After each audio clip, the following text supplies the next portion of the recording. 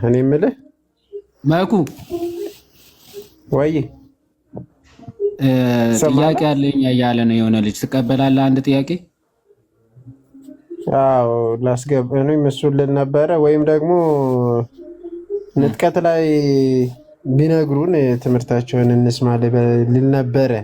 አንድ ሁለት ፕሮቴስታንቶች አሁን አንተ በጣም ኢነርጀቲክ ሆናል።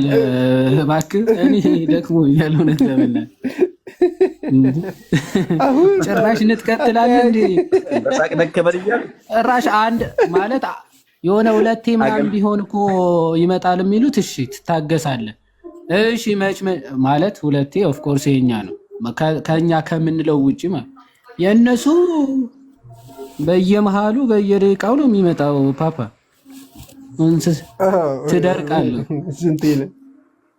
ስንት እየተመላለሰ በላይ እንዴ አንዴ መሀል መጀመሪያ መከራው ከመምጣቱ በፊት ይወስደናል ይላል፣ መሀል ላይ ይመጣል ይላል፣ መጨረሻ ላይ ይመጣል ይላል።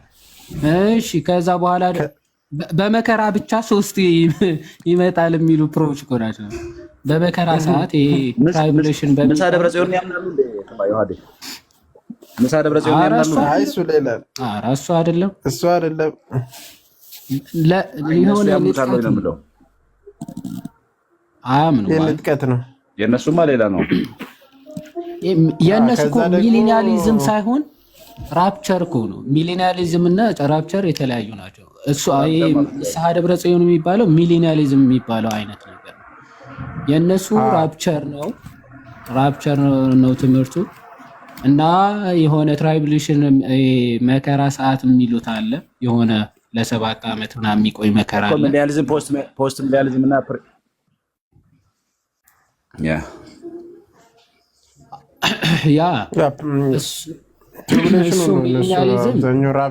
ይሄ ሺህ ዓመት መንግስት ምናምን አይነት ነገር ነው። ይሄኛው ደግሞ የነዚህ ደግሞ ጭራሽ ንጥቀት ነው። ከመከራ ነው እንነጠቃለን አይነት ነገር እና በመከራው ሰዓት ነው፣ ከመከራው በፊት ነው፣ ከመከራ በኋላ ነው የሚለው ራሱ ሶስት አይነት የተለያየ ትምህርት ነው ያላቸው። አንዳንዶቹ ከመከራው በፊት ነው የምንነጠቀው ይላሉ፣ በመከራው መሀል ላይ ኦኬ፣ ከዛ ደግሞ መጨረሻ ላይ የሚሉ አሉ እንነጠቃለን ብለው የሚናገሩ። ከዛ ደግሞ ለፍርድ ደግሞ እንዴት እንደሆነ ባይታወቅም ማለት ነው የሆነ የት ቆይተው ከዛ በኋላ ደግሞ ለፍርድ እንዴት እንደሚመጡ ምናምን ራሱ እነሱ ራሱ አያውቁትም ማለት ነው። አያውቁትም።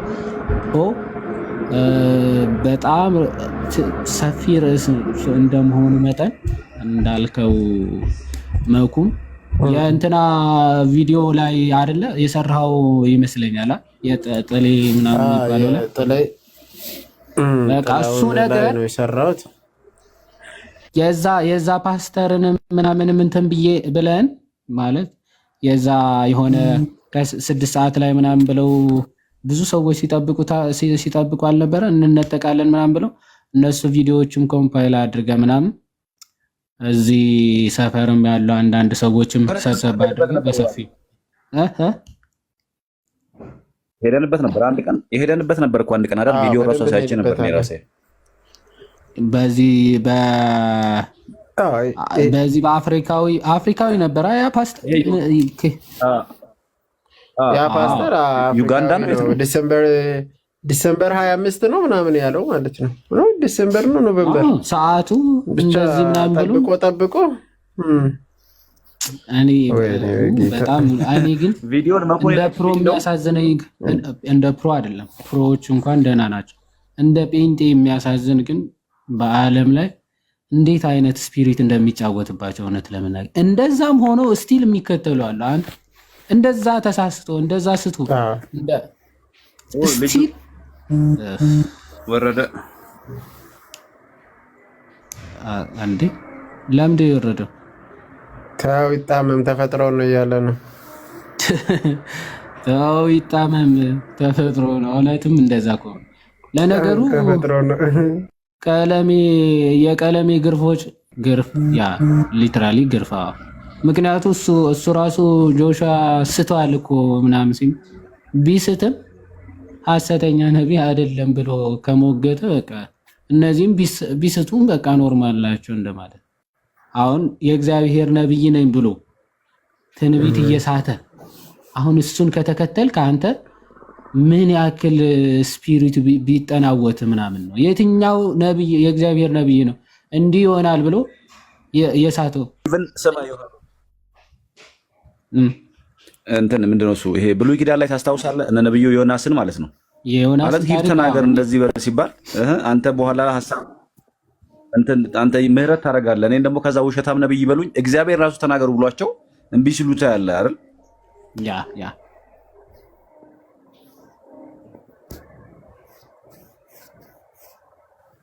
ብሬ አለ ልጁ ለምን ወረደ አለዋ ድምጽ ተቋረጠ። አይ እውነት ነው።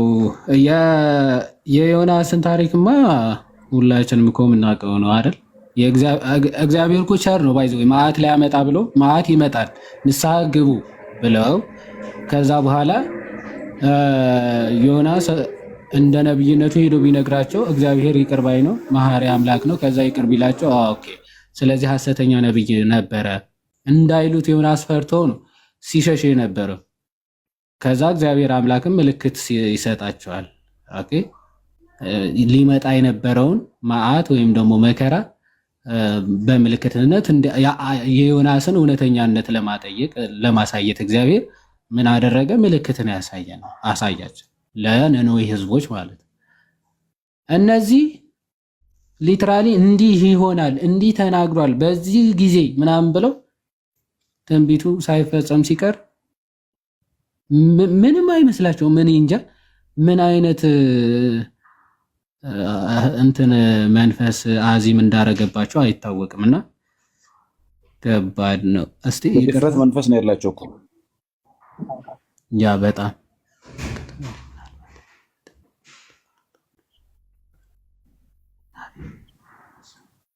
እኮ ና ችግር የለው እኛም እኮ ፈቀድንለት አይደል?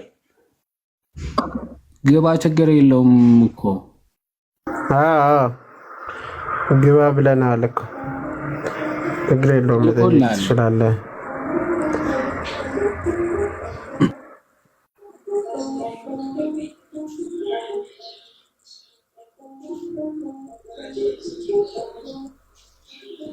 እንዴት አለ ፓፒ?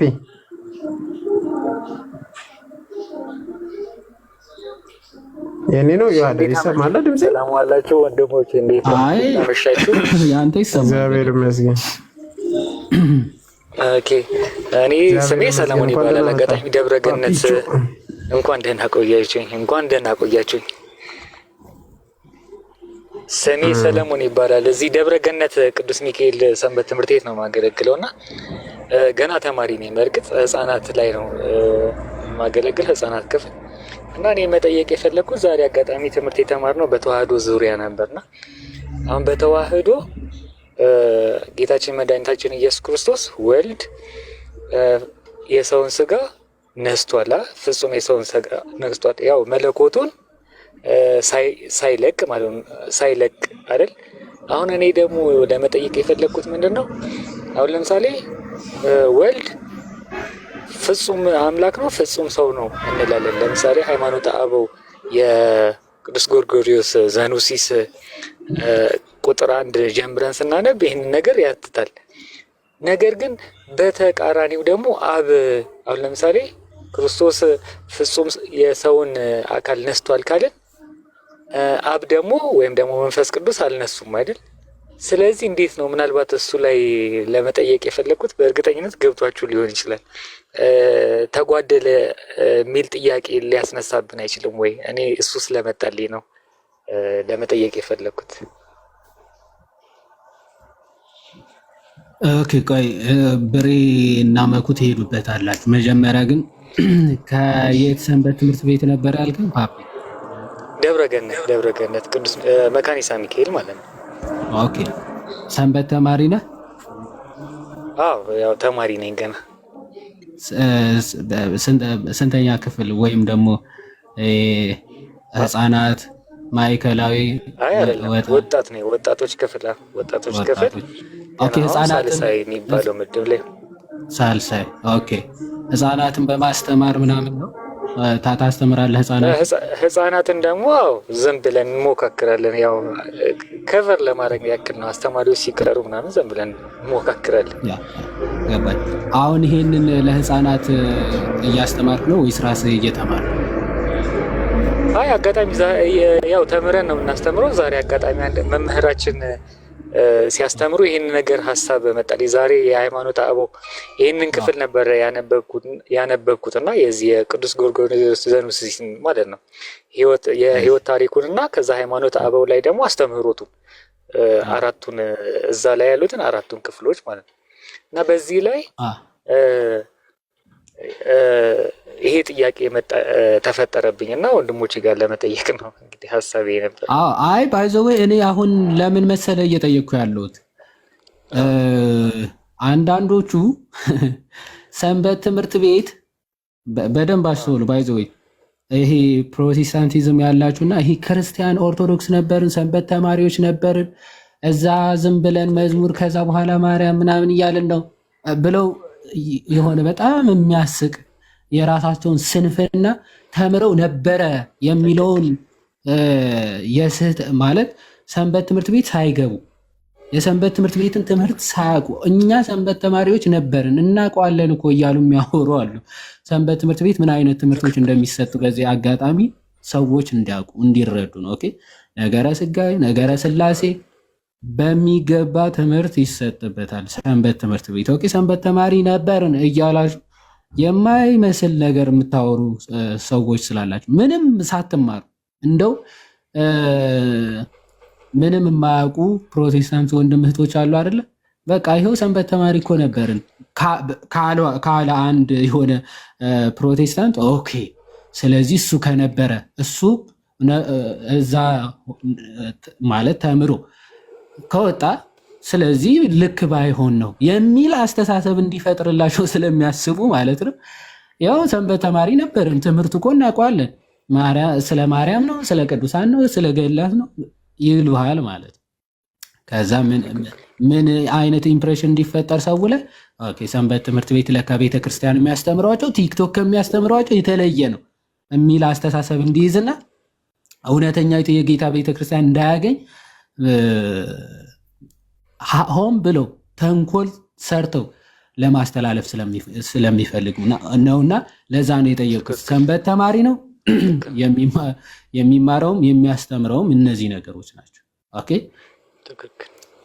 ትምህርቶቹ እንደዛ ናቸው። ነገረ ስጋዌ ነገረ ስላሴ ከዛ በኋላ ነገረ ቅዱሳንም አለ። ትክክል ነው። የመጽሐፍ ቅዱስ አንድምታ ኦኬ፣ የመጽሐፍ ቅዱስ የወንጌል አንድምታ የማቴዎስ የማርቆስ የሉቃስ ኦኬ፣ የዮሐንስ ወንጌል አንድምታዎች ትማራለህ እስከ 50 ከደረስ ምናምን ማለት ነው። ሶ ይህንን ነገር ሰዎች እንዲሰሙት ምናምን ስለፈለግኩኝ ነው የጠየቅኩ እና ለሌላ ነገር እንዳይመስል ብዬ ነው። አሁን ያ ብሬ ኦር መኩ ቀጥሉ። እሺ፣ ቃልዎት ያሰማልን። ዮሐዴ ጥሩ ፖይንት አንስታል። ማለት በተለይ ማሳየት የተፈለገው ትልቁ ከዚህ ፖይንት በሰንበት ትምህርት ቤት ውስጥ በቤተ ክርስቲያን ሰንበት ትምህርት ቤት ውስጥ የሚያልፈው በስትክክል የተማረ ምን እንደሚማሩ እንኳ ልናውቅ ይገባል ማለት ነው። በቃ ያውም ደግሞ እስከ ራባይ ድረስ የሚያስኬደው በጣም በትልልቅ ደረጃ የሚሰጠው ኮርሶችም አሉ። እብን ነገረ ክርስቶስን ነገረ ስላሴ ዲፕ ማለት ነው። እና እወቋት፣ መጀመሪያ ጠይቁ፣ ተረዱ። እንዲያው ዝም ብሎ ፖለቲካ ለመስራት የወጣችሁ ሁሉ እንግዲህ ለራሳችሁ ወዮላችሁ ነው እንላችኋለን። እና ጌታ ይርዳችሁ።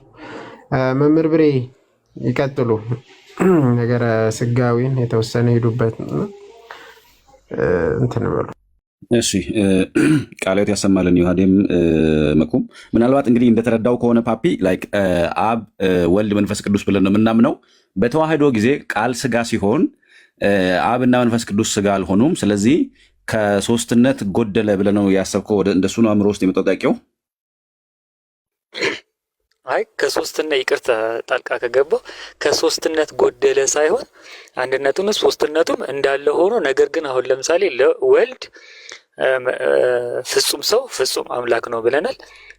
እዚህ ጎርጎርዮስ ዘንሱሲም ያነሳዋል። ፍጹም ሰው ፍጹም አምላክ ነው። የሰውን በቃ ገንዘቡ አድርጓል። የባህሪ ገንዘቡ ማለት የሰውን ባህሪ ተዋህዷል ማለት ነው አይደል? እና አብና መንፈስ ቅዱስ ደግሞ የሰውን ባህሪ አልተዋሃዱም። ኩነት ላይ ማለት ነው። ኩነት ላይ እና ይሄ ላይ ምናልባት ወልድ በአብ ቀኝ ስለሚቀመጥ የሰውን ስጋ ስለተዋሃደ ወይም ደግሞ የሰውን መለኮት ስለተዋሃደ ምናልባት ከአብና ከወልድ ጋር በማነስና በመብለጥ ሳይሆን ምናልባት ልዩነት አያመጣም ወይ?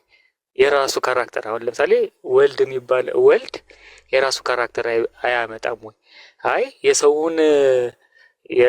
የሰውን መለኮት የሰውን ባህሪ ስለተዋሃደ ከአብና ከመንፈስ ቅዱስ የተለየ ነው ሊያስብል አይችልም ወይ ነው የኔ ጥያቄ። ምናልባት መልካም እሺ።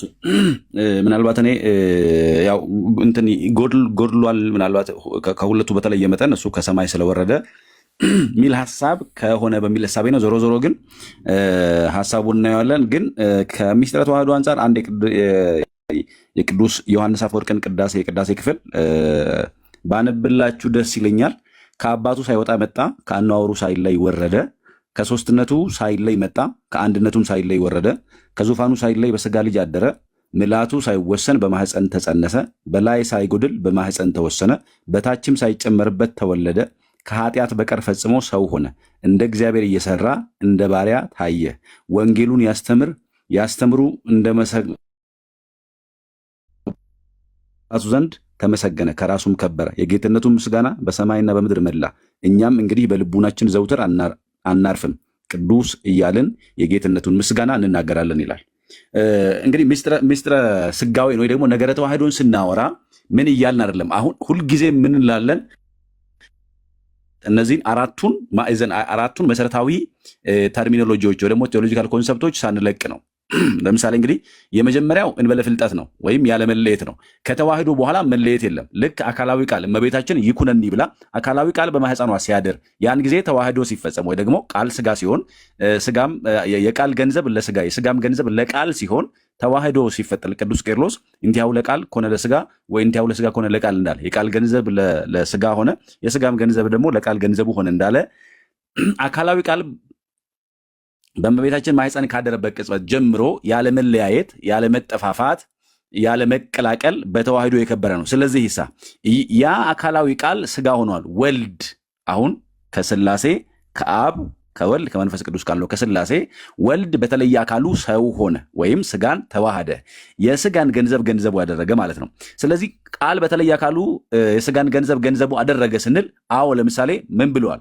ቃል ነው ስጋ የሆነው የተራበው፣ የተጠማው፣ የተሰቀለው፣ የተንገላታው፣ መከራ የተቀበለው በተለየ አካሉ ወልድ ነው ምን የሆነው ስጋ የሆነው ወይም ስጋን የተዋሃደው ማለት ነው። ስጋን መዋሃዱ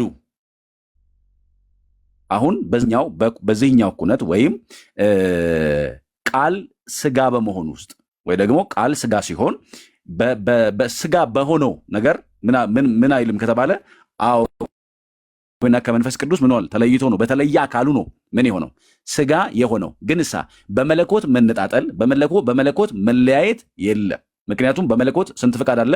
አንድ ፍቃድ አለ፣ አንድ አገዛዝ አለ፣ አንድ ስልጣን አለ፣ አንድ ባህሪ አለ። ስለዚህ መነጣጠል የለበትም ማለት ነው። ነገር ግን በአካል በተለየ አካሉ ወልድ ነው ምን የሆነው ስጋን የነሳው ማለት ነው። ስለዚህ ቃል ስጋ ሆነ ካለበት ቅጽበት ጀምሮ ወደ ሰማያትም ሲያርግ በለበሰው ስጋ ወይም በተዋህደው ስጋ ነው።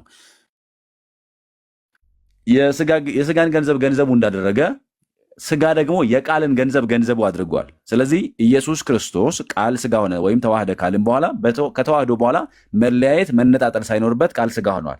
ስለዚህ ሄዶ በአባቱ ቀኝ ተቀመጠ ስንል ከአብ አያንስም፣ ከመንፈስ ቅዱስ አይበልጥም። ለምን? በስላሴ ዘንድ መበላለጥ፣ መተናነስ፣ መብለጥ፣ ማነስ ስለሌለ አብርሃም ይስሐቅ እንደሚበልጠው ይስሐቅ ያዕቆብ እንደሚበልጠው እንደዚህ አይደለም። መበላለጥ የለም ማለት ነው።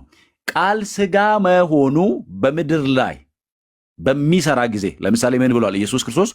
ወደ አምላኬ ወደ አምላካችሁ ይላል፣ ወይ ደግሞ ይሄ አባቴ የሰጠኝን ስራ ሰራሁ ይላል። እንደዚህ እያለ ብዙ ጊዜ ወልድ ይናገራል፣ ወይ ደግሞ አካላዊ ቃል ይናገራል። ቃል ስጋ ከሆነ በኋላ በተዋህደው ስጋ ራሱን ምን አድርጓል? ራሱን ዝቅ አድርጓል። ያንን ተዋርዶ ወይም ያንን ራስን ዝቅ ማድረግ በማን ነው የሆነው? በተለየ አካሉ በወልድ ነው የሆነው። ነገር ግን ልክ ያንን ስራ ሲጨርስ ዮሐንስ 17 ላይ ግብረ ዘዋብ ከኒ ፈጸምኩ እንዳል የሰጠኝን ስራ ፈጽሜ አከበርኩ ካለ በኋላ ከዚያ ምን አለ? አባት ሆይ እንግዲህ አንተ ራስህ ዓለም ሳይፈጠር በአንተ ዘንድ በነበረኝ ክብር አክብረኝ ብለዋል።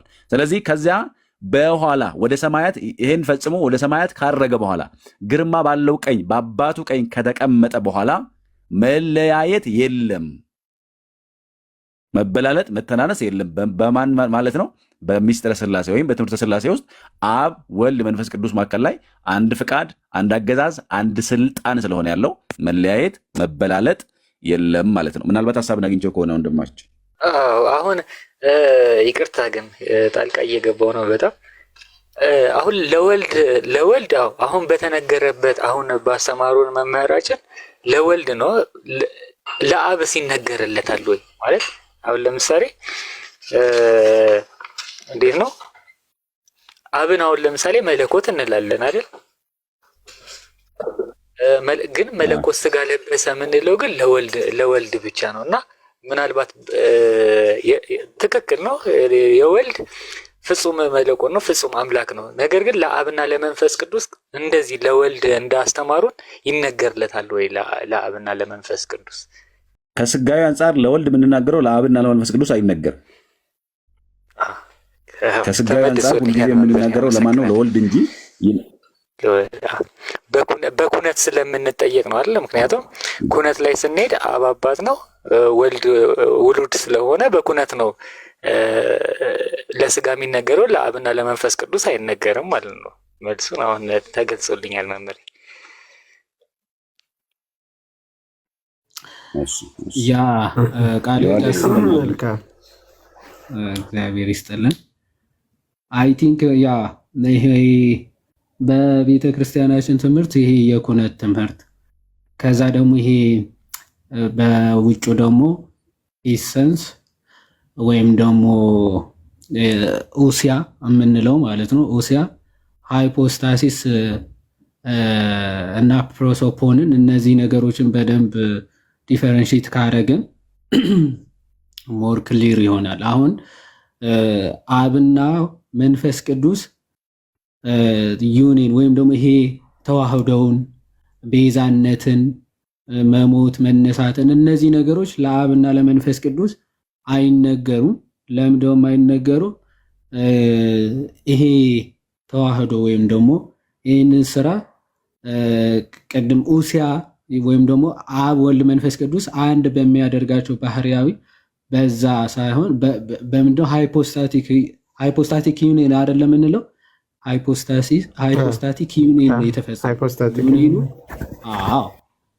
ሃይፖስታቲክ የሆነ ዩኒየን ነው። ወይም ደግሞ የኡሲያ ተብሎ እንደዛ አይደለም የሚነገረው። የኡሲያ ዩኒየን ወይም ደግሞ እንደዛ ፕሮሶፒክ ዩኒየን አይደለም የሚባለው። ዩኒየኑ ሃይፖስታቲክ ዩኒየን ተብሎ ነው የሚነገረው። ሃይፖስታቲክ ስንል ምንድነው? ስሪ ሃይፖስታሲስ አለ አብ ወልድ መንፈስ ቅዱስ። ያ ስንል ግን የሆነ አካል ብቻ ማለትም አይደለም።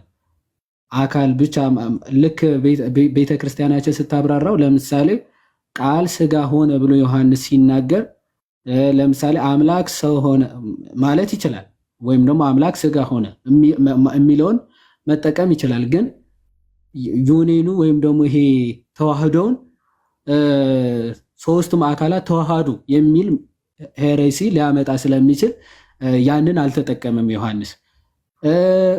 ቀጥሎ ደግሞ ወልድ ስጋ ሆነ የሚለውን ቃል ቢጠቀም ደግሞ ወልድ የሚለው ቃል የሚያገናኘው ወይም ደግሞ ግንኙነቱ አካላዊ ግብርን የሚያሳየው ከአብ ጋር ያለው የግብር ግንኙነት ወይም ደግሞ የግብር ልዩነት የሚያሳይ ነው አይደለ? ለምሳሌ ወልድ ካልን ከአብ የተወለደ እያልን ነው። ከመንፈስ ቅዱስ ጋር ያለው የሚያሳይ አይደለም። አካላዊ ወይም ደግሞ ይሄ የአካል ፕሮፖርቲ የሚያሳይ ብቻ ነው። የአካል ግብር የሚያሳይ ነው ማለት ነው። የአካል ግብር ብቻ የሚያሳይ ስለሆነ ወልድ የሚለው ስለዚህ ወልድ ተዋሃደ የሚለውን ቢጠቀም ኖሮ ዮሐንስ ስለዚህ ዩኔኑ ራሱ ወይም ተዋህዶ ራሱ አካላዊ ብቻ ነው የሚል ሄሬሲም ሊያመጣ ይችላል። ዮሐንስ የተጠቀመው የኩነት ሶስትነትንም ከዛ አንድነትንም ሶስትነት ሳላት አንድነት አንድነት ሳላትም ሶስትነት ያላትን የኩነትን ቃል ይጠቀማል ዮሐንስ ማለት ቃል ስጋ ሆነ የሚለውን ማለት ቃል የሚለው ሶስቱ አካላትን ሶስትነትን የሚያሳይ ነው። ወይም ደግሞ ሶስቱ አካላት በኩነት ሶስት ናቸው። አብ፣ ልብ፣ ወልድ፣ ቃል፣ መንፈስ ቅዱስ እስትንፋስ ብለን እንደምንናገረው ማለት ግን ሶስትነትን መነጣጠልን ብቻ ሳይሆን የሚያሳየው አንድነትንም ጭምር የሚያሳይ ነው። ኦኬ በባህሪ መገናዘብንም ጭምር የሚያሳይ ክፍል ነው። ለዛ ነው ቃል ወይም ደግሞ ወልድ ኢየሱስ ክርስቶስ ለራሱ ቃል ሆኖ ለአብና ለመንፈስ ቅዱስ ደግሞ ቃላቸው ነው። ሶስቱን አካላት ደግሞ ምን የሚያደርግ ነው? አንድ የሚያደርግ ነው ማለት የኩነት ትምህርት። ቅዱስ ዮሐንስ ሃይፖስታቲክ እንደሆነ ዩኔኑ ወይም ደግሞ ይሄ መፍጠር ዓለምን ማስተዳደር መመለክ እነዚህ አይነት ነገሮች ባህሪያተ እግዚአብሔር አሉ አይደለ? ለምሳሌ ፈጣሪነት፣ ሁሉን ቻይነት፣ በሁሉም መገኘት እነዚህ ኢሰንስን ወይም ደግሞ ኦሲያን የሚያሳዩ ነገሮች ናቸው። ሌሎቹ ደግሞ አብ ወላዲ፣ ወልድ ተወላዲ፣ መንፈስ ቅዱስ ሰራጺ የሚለው ደግሞ አካላዊ ግብር ብቻ የሚያሳዩ ናቸው። ኩነትን ግን ሶስትነትን ኦኬ ከአንድነት ጋር ጓዳ የያዘ ስለሆነ ተዋህዶ ሃይፖስታቲክ ዩኔን ወይም ደግሞ ተዋህዶ ሃይፖስታቲክ የሆነ ተዋህዶ ስለሆነ በተለየ አካሉ የሚደረጉ ነገሮች አሉ ማለት ለዛ ነው ቃል ስጋ ሆነ ብለን እንናገራለን እንጂ አብ ወልድ መንፈስ ቅዱስ ስጋ ሆኖ አይባልም። በተለየ አካሉ ወልድ ተብሎ ይነገራል። ወይም ደግሞ ቃል ነው ስጋ የሆነው ማለት ነው። ቃል ነው ስጋ የሆነው ቤዛነትን ስንመለከት በብቸኝነት የሚነገረው ለማን ብቻ ነው? ለወልድ ወይም ደግሞ በተለየ አካሉ ቤዛ የሆነ የሞተ የተነሳ የተዋሃደ ተብሎ ከተነገረ ለማን ነው የሚነገረው? ለወልድ ብቻ ነው ማለት ነው። ኦኬ ማዳን የእግዚአብሔር ቢሆንም ቤዛነት ግን በተለየ ግብር ለማን ነው የሚነገረው ማለት ነው? ለወልድ ነው ማለት ነው። ለወልድ ነው የሚነገረው። ከዛ አንጻር የሚታይ ነው። ምናልባት ካላወሳሰብኩት ማለት ነው። ቃሎት ያሰማልን፣ ቃሎት ያሰማልን። አይ ብዙ ጊዜ በደንብም ስላብራራችሁ አንድ እንትን ብቻ ላንሳል ፓፒ በቀላሉ እንድትረዳ ማለት ነው። ኤግዛምፕል በተለይ ኢሰንስ ማለት ውዚያ ሲባል እና ሃይፖስታተስ ሲባል ምን ማለት ነው የሚለውን ማለት ነው። አሁን ለምሳሌ ሶስታችሁን ኤግዛምፕል ማለት ሙሉ አይደለም ይሄ ኤግዛምፕል ግን ሶስታችሁን ልውሰድ። ብሬ አለ፣ አንተ ፓፒ አለ፣ አልፋ አላችሁ፣ ሶስት ናችሁ። እንደ ምሳሌነት ሶስታችሁ ሰው ናችሁ። አሁን ለምሳሌ ምንድናችሁ ከተባለ ሰው ናችሁ። ሶስታችሁም ዘሴም ኢሰንስ ነው ያላችሁ ወይም ደግሞ ተመሳሳይ ነው፣ ሰውነት ነው። ብሬ ሰውነቱ በቃ ሰው ምንድነው ከተባለ ሰው ነው። ፓፒም ሰው ነው። አልፋ ኡዚያ ዘሴም ኡዚያ ወይም ደግሞ ዘሴም ኢሰንስ ነው ያላችሁ ማለት ነው። አንድ ባህሪያችን ተመሳሳይ ነው ሰውነት። ወደ ሃይፖስታተስ ስንመጣ ደግሞ ሃይፖስታተስ እኔነት ነው ለብቻ ማለት ነው። ይለያል፣ ይከፍላል። ለምሳሌ አንተ ማን ካልኩ ፓፒ እኔ ነኝ ነው የምትለው። ብሬንም ለየው ማለት ነው። አልፋንም ለየው። ይሄ ሶስታችሁም የራሳችሁ እኔነት አላችሁ። ለምሳሌ ለብቻ ተከፍለው ማለት ነው። አሁን ለምሳሌ ሰው ሞተ። አሁን ሞተ ሲባል ትለያለህ።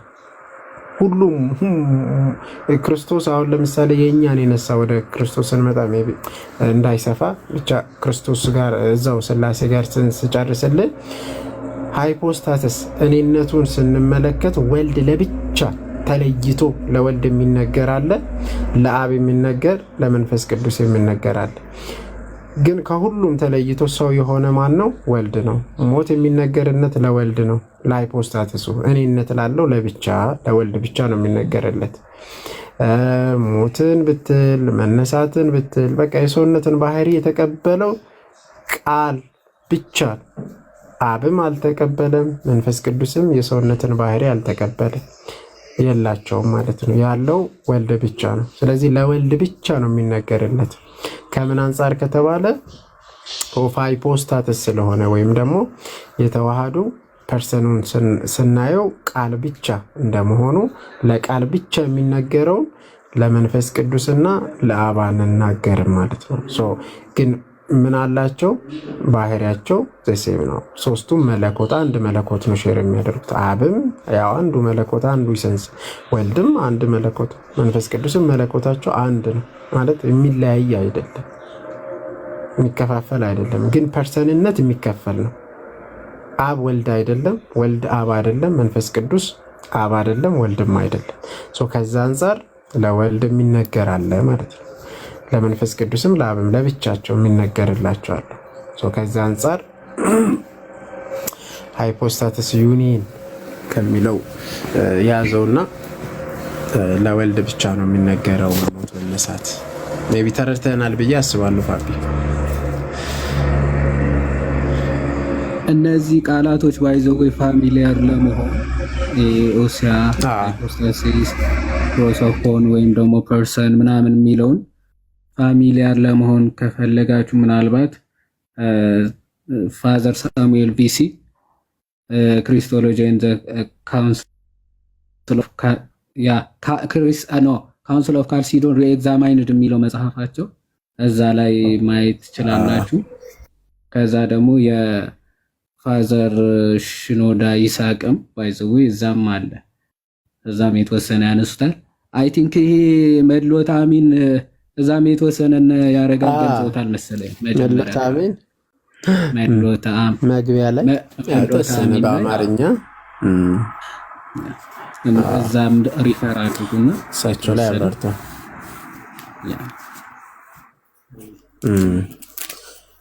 ፓፒ አለ ሶል ይቅርታ አለሁ ተመልሶልኛል። ለዛ ነው ታብታብ እያረኩ ነው እየሰማችሁ በጣም ደስ ብሎኛል። እንግዲህ እግዚአብሔር አምላክ ዘመናችሁን ይባርክልኝ። አሜን አሜን። በርታ። ሞር መጽሐፍቶችን ለማንበብ ሞክር። ማለት በነገራችን ላይ መምህራኖችን ብቻ እንጠብቅ። እዚህ ውስጥ ያላችሁ ሁላችሁም ኦርሳምበዲን ብቻ እንጠብቅ። ፋርዘር ሄደን ለማንበብ እንሞክር።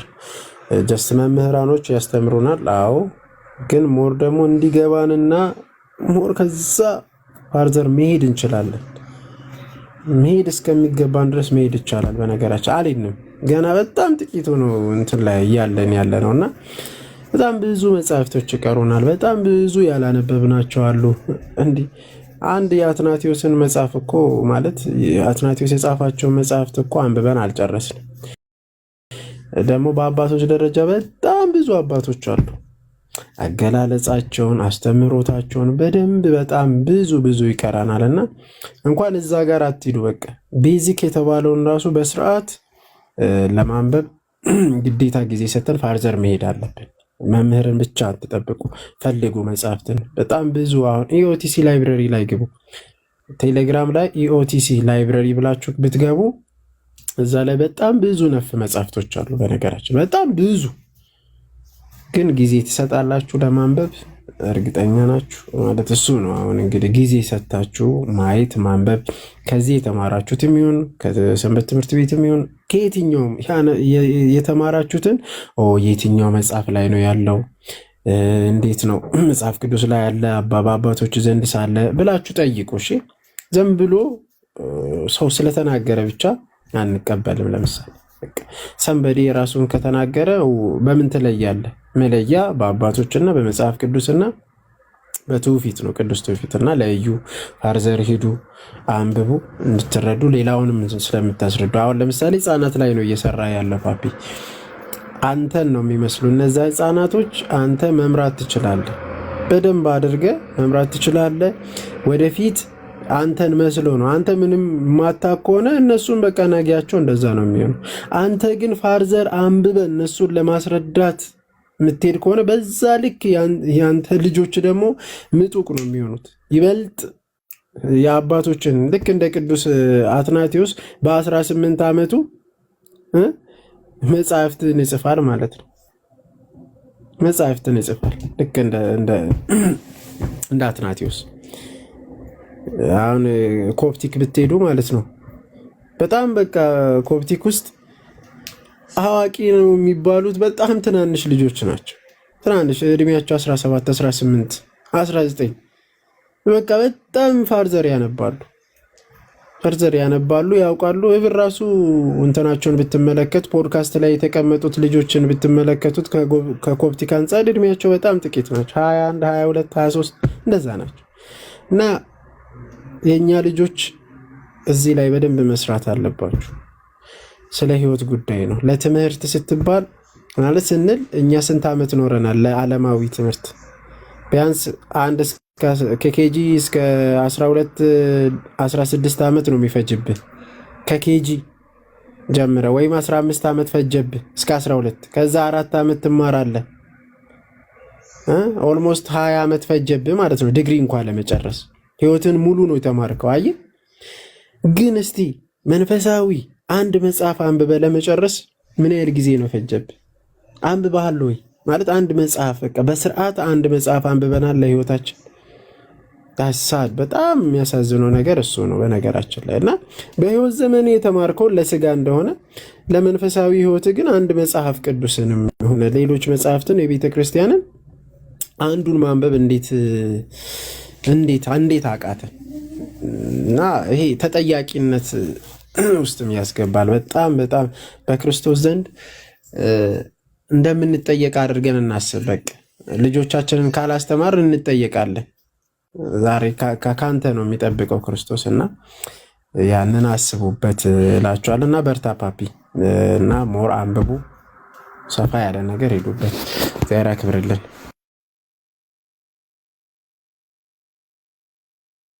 ያ ቃል ታሰማለህ መኩ እና ያ ሪኮመንድ ለማድረግ አሁንም ይሄ በተለይ በዚህ በኦሪየንታል የሆነ ተርሚኖሎጂዎች ለመጠቀም አክቹዋሊ እነዚህ ወርዶች ተርሚኖሎጂያቸው በጣም ጥንቃቄ የሚፈልጉ ናቸው። በአባቶችም ዙሪያ ማለት ነው። አሁን የጠቀስናቸው የግሪክ ቃላቶች ተርሚኖሎጂያቸው፣ አገባባቸው ምናምን በተለያየ መንገድ ሊገፉ ይችላሉ እና ኦሪየንታል የሆነ ትክክለኛ መረዳት ለመያዝ ሞር ሴንት ሴቨረስ ኦፍ አንቲዮክ ቅዱስ ሳዊሮስ ዘአንጾኪያ ማለት ነው። እሱ በደንብ ክሊር አድርጎ አጌንስት ካልሲዶኒያንስ ወይም ደግሞ በእንተ ኬልቄዶናውያን ማለት ነው ለእነሱ በሚሰጠው ምላሹ መጀመሪያ ከቃላቶቹ ክሊር ዴፊኒሽን ነው የሚጀምረው። ቃላቶቹ ዲፋይን በማድረግ ማለት ነው። ኦኬ ዩኒኑ ምን አይነት ዩኒን ነው? ሃይፖስታቲክ ነው ወይም የኢሰንስ ኦኬ የባህሪያዊ ይሄ አሁን አክቹአሊ በአማርኛዎቹ አይዶን ነው ባህሪ፣ ኔቸር፣ ኢሰንስ፣ ኦሲያ የሚሉ ቃላቶች ስለሚጠቀም ሞር ዲስቲንግዊሽ ለማድረግ ትንሽ ይከብዳል።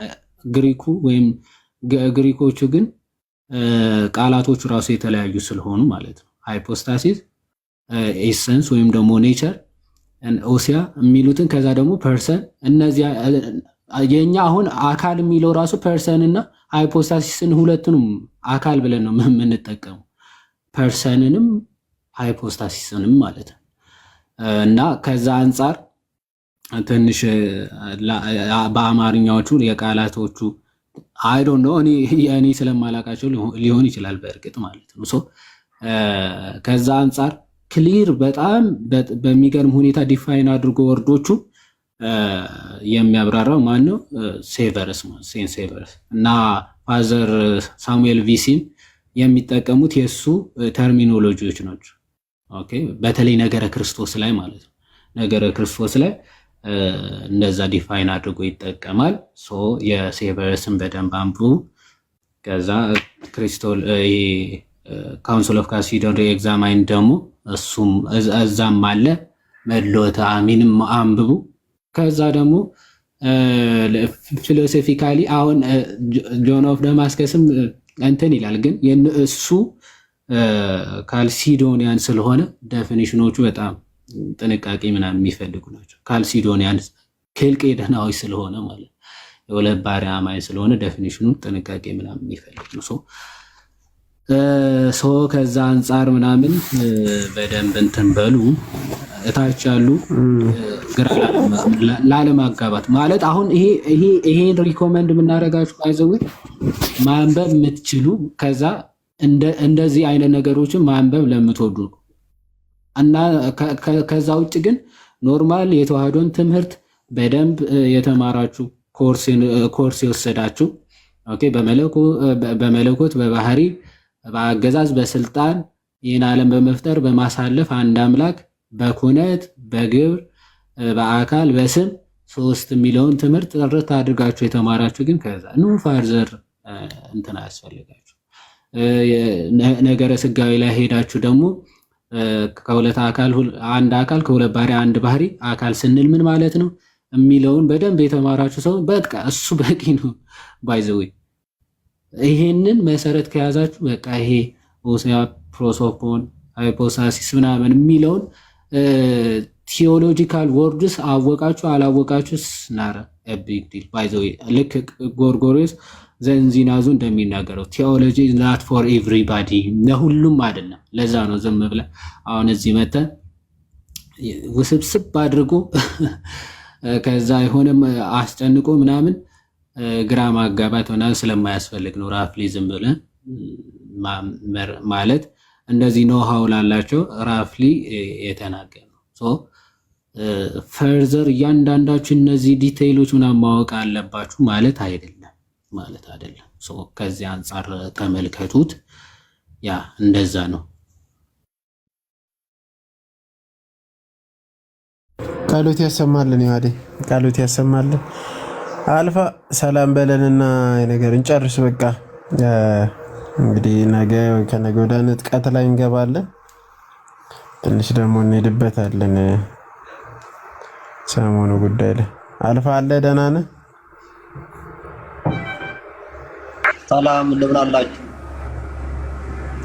እግዚአብሔር ይመስገን። እንዴት አለ? አለ እግዚአብሔር ተመስገነ አለን። እንኳን ደህና መጣ። በነገራችን ላይ ዮሐዴ አልፋ ትንሽ ጠፍቶ ነበረ በሆነ ነገር ከስሮ ጭራሽ ከሚዲያም መጽሐፍቶችም እየሸጠ ነበረና በጣም ገርሞኝ ነበረና ብቻ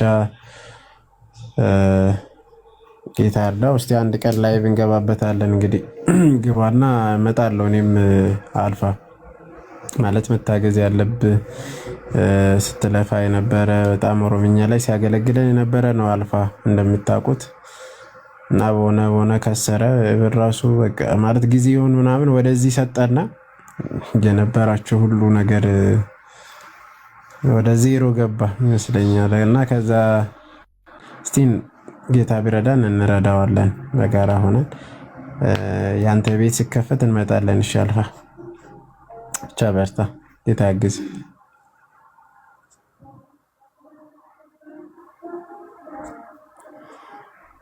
ብሬ ይዋድ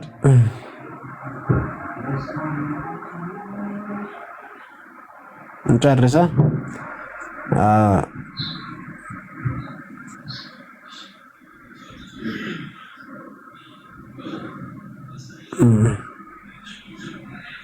እና ህይወት ውስጥ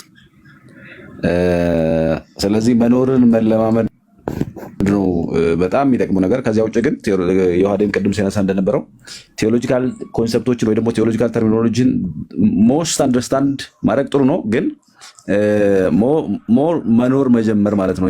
ያንን ነገር ኤክስፒሪየንስ እያደረጉ የሚሄድ ክርስትና ራስን እግዚአብሔርን የመምሰል ህይወት ስለሆነ አይደል፣ በዚያ ውስጥ የማደግ ህይወት ስለሆነ በዚያ ራስን ማሳደግ በዚያ ራስን ማብቃት ወደዚያ ይሄ ወደሚሻለው ወይም ወደሚበልጠው ምስጢር ክርስቶስን ወደ መምሰል ክብሩን ወደ ማንጸባረቅ ወደዚያ ማደግ ነው እና ሞር በጣም መሰረታዊ ነገር ከዚያ ውጭ ግን የተወሰነው ነገር ካወቅን የተወሰነው ነገር ከረዳን ሁልጊዜም ምን የሚል ነገር አለኛ አሚነ ስላሴ ያለንኛ አሚነ መሰረተ ይት ለዚያ ነው ይሄ እምነት መሰረት ናት ማለት ነው። ምንድነው በማመን ነው የምንኖረውና አንዳንድ ጥያቄዎች ወይም አንዳንድ ጉዳዮች ለህሊና ቢከብዱ ወይ ደግሞ መረዳት እንኳን ቢያስቸግረን በእምነት ቦታ ክፍት አድርገን የምንተዋቸው ነገሮች አሉና እሰማለሁ እንደ መኩ ይሰማል እና ሙሉ ለሙሉ እኔ መረዳት አለብኝ ወይ ደግሞ ሙሉ ለሙሉ ማስረዳት አለብኝ ብለን አንልም።